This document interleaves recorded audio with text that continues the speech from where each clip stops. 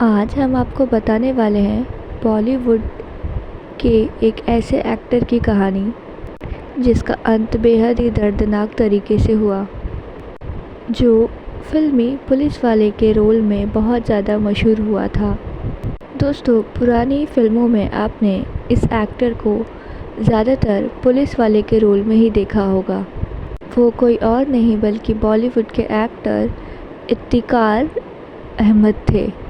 उनकी अदाकारी में ऐसा जादू था कि वो लगता ही नहीं था कि वो पर्दे पे एक्टिंग कर रहे हैं। ऐसा लग रहा था कि वो किरदार अपनी ज़िंदगी में निभा रहे हैं। उनके कोई भी किरदार आप उठा के देख लीजिए। 50, 60 और 70 का दशक इन्हीं का हुआ करता था। ये अपने किरदारों को ऐसे निभाते हैं कि आज तक इनके टक्कर का कोई भी एक्टर बॉलीवुड में नहीं हुआ। वैसे क्या आपको पता है कि इतना महान एक्टर कभी एक्टर बनना ही नहीं चाहता था।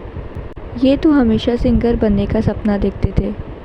1920 को जालंधर में पैदा हुए ये एक्टर बहुत ही ज़्यादा अमीर ख़ानदान से थे। इनको गाने का बहुत ज़्यादा शौक़ था और ये पीएल सहगल साहब के दीवाने थे। ये उन्हीं की तरह गायक बनना चाहते थे और सिंगर बनने के लिए ये अपना घर छोड़ के 20 साल की उम्र में कोलकाता आ गए। कोलकाता में उस ज़माने की मशहूर कंपनी HMB में इंटरव्यू देने गए। वहाँ गायक कमल दास गुप्ता भी उनकी आवाज़ सुन के हैरान हो गए। कंपनी ने उनको अपने साथ जोड़ लिया और उनकी एक एल्बम भी रिलीज़ हुई थी। हालांकि कमल गुप्ता इनकी पर्सनालिटी से बहुत ज़्यादा प्रभावित थे, इसलिए उन्होंने इनको गायक के रूप में नहीं बल्कि एक एक्टर के रूप में पहचाना। फिर क्या था, इनका करियर शुरू हो गया। तकरार मूवी से उन्होंने अपना करियर शुरू किया था, जो कि साल 1944 में रिलीज़ हुई थी। ये जब मुंबई आए तो कुछ समय तक साइड रोल करने के बाद 1969 में मूवी इत्तेफाक लग गई। इस मूवी ने उनकी ज़िंदगी बदल दी थी। पहली बार वो इस मूवी में पुलिस अफसर के किरदार में नज़र आए थे। डायरेक्टरों को वो वर्दी में इतने जमे कि इसके बाद तो ये बॉलीवुड के सुपर क्रॉप बन गए। इतने बेमिसाल एक्टर की मौत बेहद ही ज़्यादा दर्दनाक तरीके से हुई।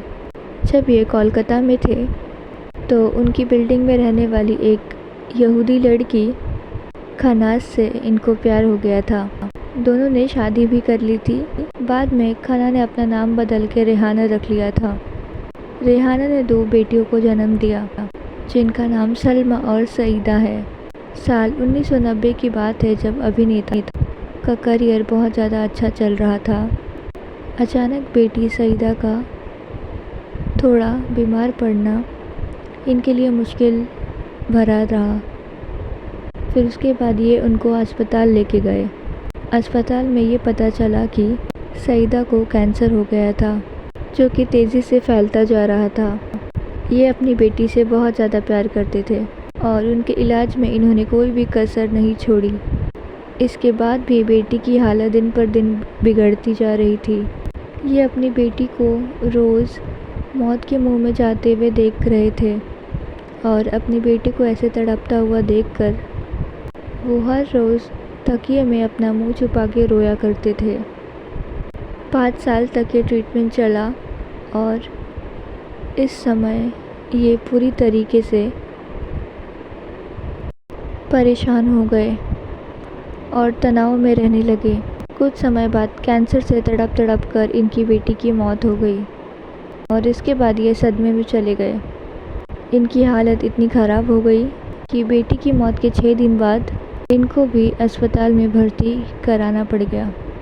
वहाँ कोई भी इलाज असर नहीं किया और 23 फरवरी को उनके शरीर को पैरालिसिस का अटैक पड़ गया। बेटी के गम में डूबे ये कभी भी उभर नहीं सके और बेटी की मौत के 1 महीने बाद 4 मार्च 1995 को इनकी भी मौत हो गई।